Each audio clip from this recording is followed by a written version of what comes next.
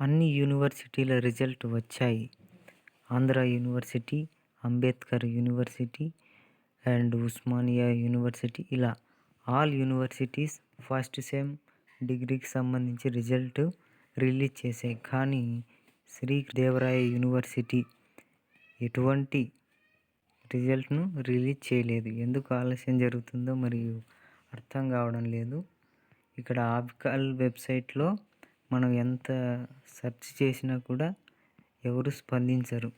ఇక్కడ mobile number ఉంది, ఇది నాట్ వర్కింగ్. ఇక్కడ సర్టిఫికేట్లు తీసుకోవాలన్నా చాలా ఇబ్బందులకు గురి కావాల్సి ఉంటుంది. ఎందుకంటే ఎవ్వరూ రెస్పాండ్ గారు, ఎటువంటి ఆఫికల్ ఫోన్ నెంబర్ ఉండదు. అంతా మాన్యువల్గానే మనం చూసుకోవాలి. ఎందుకో మళ్ళీ ఈ యూనివర్సిటీ ఇలా ఉంది. దీనికి కారణం అందులో పనిచేసే స్టాఫ్స్.